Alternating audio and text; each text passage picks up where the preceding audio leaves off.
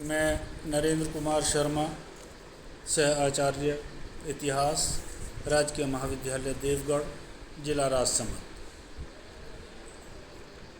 प्रिय छात्रों, आज हम आधुनिक विश्व के इतिहास की एक महत्वपूर्ण घटना अमेरिकी क्रांति के शेष हिस्से पर इस व्याख्यान में चर्चा करेंगे। अभी तक हमने बताया था कि कौन से वे महत्वपूर्ण कारण थे जिनकी वजह से अमेरिका में स्वतंत्रता की भावना या ब्रिटिश साम्राज्य के खिलाफ विद्रोही भावना पनपना प्रारंभ हुई। उसमें उपनिवेशियों में इंग्लैंड के प्रति सहानुभूतियों का अभाव, अमेरिकी वासियों में स्वतंत्रता की भावना, सप्तवर्षीय युद्ध, उपनिवेशों का आर्थिक शोषण और इंग्लैंड की नई आर्थिक नीति महत्वपूर्ण रूप से जिम्मेदार रही। अब हम आगे जो बाकी बचे कारण हैं उन कारणों पर दृष्टि डालेंगे जिनकी वजह से अमेरिका ने ब्रिटेन के खिलाफ विद्रोह का झंडा बुलंद किया।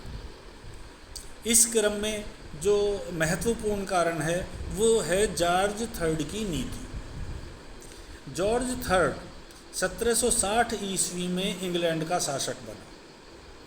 इसके बाद से अमेरिका स्थित अपने उपनिवेशों के लिए उसने मनमाने कानून पास करने प्रारंभ कर दिए। जो लॉर्ड सदन थी उसके सदस्य विलियम पिट तथा कॉमन हाउस के सदस्य एडमंड बर्क ने जॉर्ज तृतीय की इन नीतियों का विरोध किया, लेकिन जॉर्ज पर इन कार्यों का कोई प्रभाव नहीं हुआ।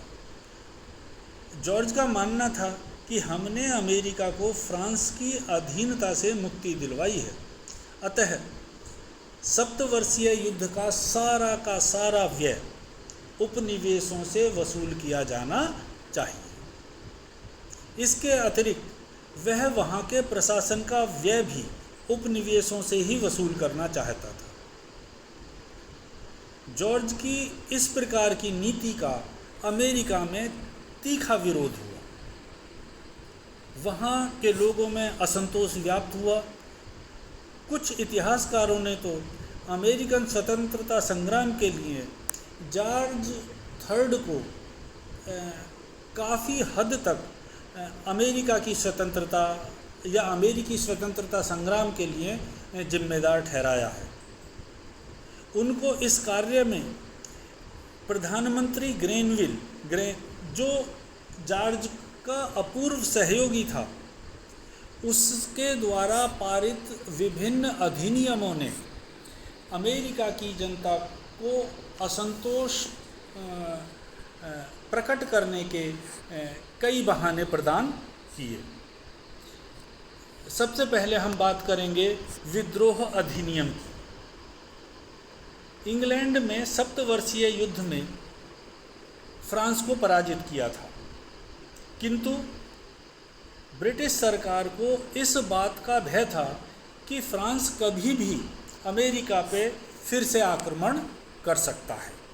ऐसी दशा में जो ग्रेनविल था, जो जॉर्ज थर्ड का प्रधानमंत्री था, उसका यह मानना था कि एक सेना स्थायी रूप से अमेरिकी उपनिवेशों में रखी जाए और उस सेना का सारा व्यय उपनिवेशों को वहन करना पड़े।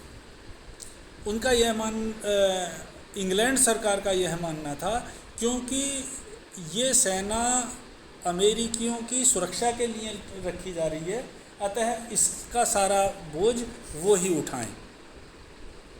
जिस प्रकार भारत के अंदर इंग्लैंड सहायक संधियों के द्वारा भारतीय रियासतों को मजबूर कर रहे थे एक सेना रखने के लिए और उसका सारा खर्च उन रियासतों से उठाने का प्रयास करते थे, ये कार्य लगभग उसी प्रकार का था।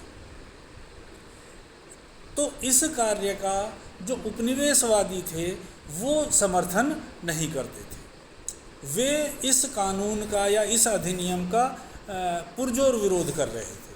परिणाम स्वरूप असंतोष का पनपना एकदम स्वाभाविक था। फिर दूसरा जो महत्वपूर्ण बात है वो है स्टाम्प एक्ट। इस अधिनियम के अंतर्गत उपनिवेशवासियों को समाचार पत्रों से लेकर सभी सरकारी दस्तावेजों पर स्टाम्प टिकट लगाना या रसीदी टिकट लगाना आवश्यक कर दिया गया था। परिणाम स्वरूप वहाँ के व्यापारी वर्ग, वहाँ का बुद्धिजीवी वर्ग, वहाँ का जो मध्यम वर्ग है, वहाँ का जो बौद्धिक वर्ग है, उन सभी वर्गों में इंग्लैंड के खिलाफ तीव्र विद्रोह का संचार हुआ। हालांकि आर्थिक रूप से इसका बहुत ज़्यादा प्रभाव नहीं पड़ना था, लेकिन फिर भी समाचार पत्रों के संपादक इंग्लैंड से नाराज़ हो गए, जनसाधारण इंग्लैंड से नाराज़ हो गया, मध्यम वर्ग इंग्लैंड से नाराज़ हो गया, तो इस वकील या बौद्धिक वर्ग भी इंग्लैंड से नाराज़ हो गया। तो इस छोटे से लालच की वजह से इंग्लैंड ने अमेरिकी वासियों के दिल में अपने प्रति जो सहानुभूति थी वो खो दी। परिणाम स्वरूप इस एक्ट ने अमेरिका के स्वतंत्रता संग्राम में या उसके कारणों में एक बड़ी भूमिका निभाई। इसे वापस लेने के लिए वर्जीनिया की प्रतिनिधि सभा में पैट्रिक हेनरी ने एक बड़ा लंबा चौड़ा भाषण दिया। उसका ये कहना था कि वर्जीनिया के लोगों पर कर लगाने का अधिकार किसी अन्य देश को नहीं है। इसी तरीके की चीज़ें मैसाचुसेट्स आदि स्थानों पर हुआ। हम सामान्य तौर पे ये कह सकते हैं कि उपनिवेशों के विभिन्न हिस्सों में दंगे होना प्रारंभ हो गए। कई सारे उपनिवेशों में तो आज़ादी के सपूत नाम से एक संस्था का भी गठन कर लिया गया। इस संस्था के सदस्य किसान और मजदूर थे। परिणाम स्वरूप आम लोगों में स्टाम्प एक्ट के विरुद्ध विद्रोह की भावना भड़क उठी। इसी तरीके से एक टाउनशेड प्रोग्राम बनाया गया। स्टाम्प एक्ट तो वापस लेना पड़ा ब्रिटेन को, लेकिन इसके स्थान पर टाउनशेंड ने सर्वप्रथम क्वार्टरिंग अधिनियम पास किया। इस अधिनियम के अनुसार उपनिवेशों में रहने वाले ब्रिटिश सैनिकों के आवास और रसद की व्यवस्था उपनिवेशियों को करनी थी। उपनिवेशियों ने इस नियम का भी विरोध किया। 1767 ईस्वी में ऐसी 5 वस्तुओं जिनमें चाय, कागज, सिक्का, कलर, धातु, इन सब पर सीमा शुल्क लगाया गया। अमेरिका ये सारा सामान इंग्लैंड से आयात करता था। तो अमेरिकन लोगों ने इस सीमा कर को देने से भी इनकार कर दिया। तो ऐसे टाउनशेंड यह चाहता था कि अमेरिका में काम करने वाले ब्रिटिश अधिकारी यदि कोई अपराध करें तो उनके जो मुकदमे हैं वो इंग्लैंड में ही सुने जाएं। इस नियम के द्वारा जो इंग्लैंड के लोग थे वो अपने जो अपराधी थे उन्हें संरक्षण प्रदान करना चाहते थे। इस बात का भी अमेरिकन लोगों ने पूरा विरोध किया। परिणाम स्वरूप असंतोष अपने चरम पर पहुंच गया। फिर एक अन्य जो महत्वपूर्ण कारण बना अमेरिकी स्वतंत्रता संग्राम के लिए वो था बोस्टन हत्याकांड। 1770 ईस्वी में 5 मार्च के दिन बोस्टन निवासियों तथा ब्रिटिश सैनिकों के मध्य एक झगड़ा प्रारंभ हुआ। इस झगड़े में ब्रिटिश सैनिकों ने बोस्टन के लोगों पर गोलियां चला दी। परिणाम स्वरूप 5 बोस्टन के वासी मारे गए। अमेरिकन लोगों ने इस घटना को बोस्टन हत्याकांड की संज्ञा दी। एक अमेरिकन इतिहासकार ने इस हत्याकांड के विषय में लिखा है कि इस घटना को बोस्टन हत्याकांड की संज्ञा देकर नाटकीय ढंग से ब्रिटेन की हृदयहीनता और नृशंसता के प्रमाण के रूप में प्रस्तुत किया गया। इस प्रचार का अमेरिकी उपनिवेशों में बड़ा अनुकूल प्रभाव पड़ा, या दूसरे शब्दों में हम कहें तो अमेरिकन जनमत को ब्रिटिश साम्राज्य के विरुद्ध संघर्ष के लिए इस हत्याकांड ने तत्पर कर दिया।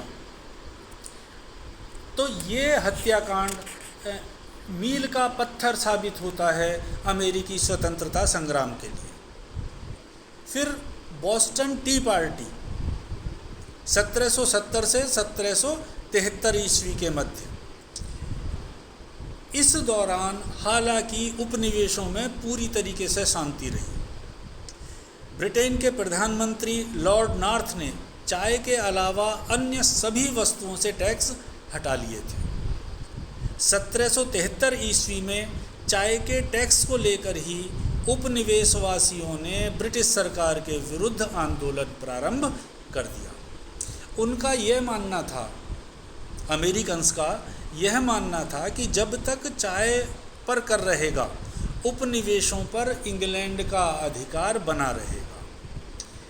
इसी की आड़ में सरकार भविष्य में भी टैक्स लगाती रहेगी। अतः उपनिवेशवासियों का यह मानना था कि अपनी स्वतंत्रता को बनाए रखने के लिए इस चाय कर का विरोध करना अत्यंत आवश्यक है। जब इंग्लैंड ने इस कर को हटाने से इनकार कर दिया और इंग्लैंड के जहाज चाय को लेकर बोस्टन बंदरगाह पर पहुँचे, तो अमेरिकन लोगों के एक ग्रुप ने, 50-60 लोगों के एक ग्रुप ने 26 दिसंबर 1773 की रात को सैमुअल के नेतृत्व में जहाज से चाय के पैकेट समुद्र के अंदर फेंक दिए। यह घटना बोस्टन टी पार्टी के नाम से प्रसिद्ध हुई। स्लेसिंगर का मत है कि इस घटना का आंदोलनकारी नेताओं से कोई स्पष्ट संबंध नहीं था, लेकिन इस कार्य ने चाय के ब्रिटिश सरकार ने बोस्टन के लोगों से इस घटनाक्रम का हर्जाना मांगा, जिसे अमेरिकन्स ने देने से इनकार कर दिया। परिणाम स्वरूप ब्रिटिश सरकार ने बोस्टन बंदरगाह को बंद कर दिया। ब्रिटिश सरकार का कहना था कि जब तक चाय का हर्जाना वसूल नहीं किया जाएगा तब तक बंदरगाह से कोई काम नहीं होगा। और इसके अलावा अमेरिकी वासियों के स्वशासन के अधिकारों में भी कमी कर दी गई। परिणाम स्वरूप अमेरिका वासी हिंसा पर उतारू हो गए। इस प्रकार हम ये कह सकते हैं कि बोस्टन चाय कांड ने जो अमेरिकन्स और ब्रिटेन के बीच झगड़ा था उसे चरम तक पहुंचा दिया। फिर एक अन्य जो महत्वपूर्ण कारण है वो है अमेरिकी देशभक्त। ये जो पर्सनैलिटी कल्ट थे, इन्होंने भी अमेरिका के स्वतंत्रता संग्राम में महत्वपूर्ण भूमिका निभाई। पेन नाम के एक देशभक्त ने अपनी पुस्तक साधारण तर्क बुद्धि के द्वारा अमेरिका वासियों में देश प्रेम तथा राष्ट्रीय चेतना जागृत करने में बड़ी सफलता प्राप्त की। उन्होंने अपनी इस पुस्तक में यह स्पष्ट किया कि अमेरिका वासियों को इंग्लैंड से अपने अधिकारों की रक्षा के लिए संबंध तोड़ लेने चाहिए। इसके अतिरिक्त पेन के अतिरिक्त James Otis, Patrick Henry, Samuel Adams इन लोगों ने भी अमेरिका में राष्ट्रीय जागृति में महत्वपूर्ण भूमिका निभाई या महत्वपूर्ण योगदान दिया। जेम्स ऑटिस ने खोज वारंट अधिनियम पर तथा पैट्रिक हेनरी ने स्टाम्प एक्ट का विरोध कर लोगों को जागृत करने में बड़ी महती भूमिका निभाई। सैमुअल एडम्स ने अमेरिका की क्रांति की भावना को और अधिक प्रबल बनाने में अपना योग दिया। अपने देशवासियों को स्वतंत्रता संग्राम लड़ने की प्रेरणा दी। और जॉर्ज वाशिंगटन, इनका नाम तो अमेरिकी क्रांति में ठीक उसी प्रकार से लिया जाता है जिस प्रकार भारतीय स्वतंत्रता संग्राम में हम महात्मा गांधी का नाम लेते हैं, हम जवाहरलाल नेहरू का नाम लेते हैं, हम सरदार वल्लभ भाई पटेल का नाम लेते हैं, हम बाबा साहब अम्बेडकर का नाम लेते हैं, या अफ्रीका में, साउथ अफ्रीका में नेल्सन मंडेला का नाम लेते हैं। उसी प्रकार अमेरिकी स्वतंत्रता संग्राम में जिसका नेतृत्व जॉर्ज वाशिंगटन ने किया था, उनके क्रियाकलापों के चलते अमेरिका को इंग्लैंड की गुलामी से स्वतंत्रता प्राप्त हुई। तो यहाँ हम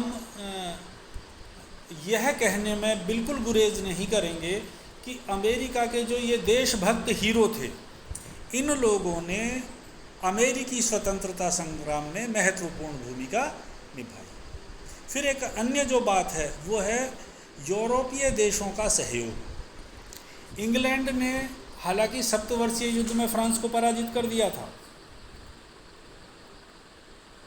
किंतु इस युद्ध के कारण फ्रांस को एक बड़े भूभाग से अपने हाथ धोने पड़े थे।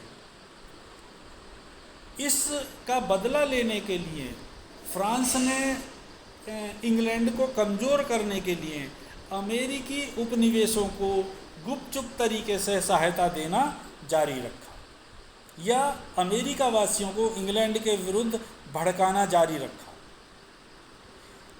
अमेरिकन लोग फ्रांस के सहयोग से इंग्लैंड के खिलाफ संघर्ष करने की तैयारी करने लगे। स्पेन, यूरोप का एक अन्य देश स्पेन, ये भी इंग्लैंड से किन्हीं कारणों की वजह से नाराज़ था।